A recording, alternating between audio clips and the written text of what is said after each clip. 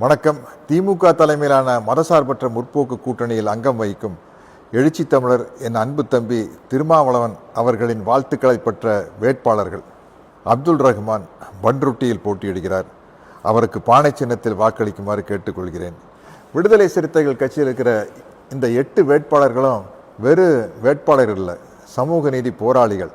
சட்டசபைக்கு இவங்க போனால் அவங்கவுங்க தொகுதிக்கு மட்டும் இல்லை, ஒட்டுமொத்த தமிழ்நாட்டுக்கே நல்லது. கூட்டணி கட்சியில் இருந்தாலும் கூட கூட்டணி கட்சியின் தர்மத்தை காப்பாற்றி கொண்டே உரிமைக்காக உரக்க குரல் கொடுப்பவர்கள் நம்முடைய விடுதலை சிறுத்தைகள் கட்சியின் வேட்பாளர்கள். நம்முடைய விடுதலை சிறுத்தைகள் கட்சி நான் ஏன் சொல்கிறேன்னா, நான் விடுதலை சிறுத்தைகள் கட்சியில் மெம்பராகாத விசிகாக்காரன், அதுதான் உண்மை. அதனால் இந்த 8 பேர் ஜெயிக்கணும்னு நான் ஆசைப்படுறது என் ஆசை நிறைவேறணும் அப்படிங்கிறதுக்காக இல்லை. தமிழ்நாடு வளமாக இருக்க வேண்டும், இந்த தொகுதிகள் வளமாக இருக்க வேண்டும், திமுக கூட்டணியில் ஏற்படுத்தப்பட்ட வளர்ச்சி திட்டங்களும் நலத்திட்டங்களும் வெற்றிகரமாக தொடர வேண்டும். அதற்கு என்னுடைய அன்பு தம்பி எழுச்சி தமிழர் திருமாவளவன் அவர்களின் தலைமையிலான விடுதலை சிறுத்தைகள் கட்சி இறுதி வரை உரிமைக்காக உரக்க குரல் கொடுக்கும் என்ற நம்பிக்கையில் இவங்களுக்கு நான் வாக்கு கேட்குறேன்.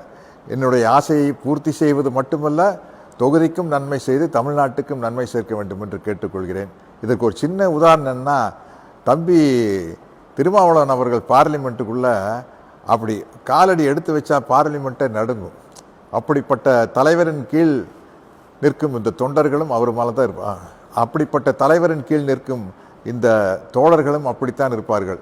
ஆகவே அவர்களுக்கு வாக்களிக்குமாறு பணிவன்புடன் கேட்டுக்கொள்கிறேன். நன்றி, வணக்கம்.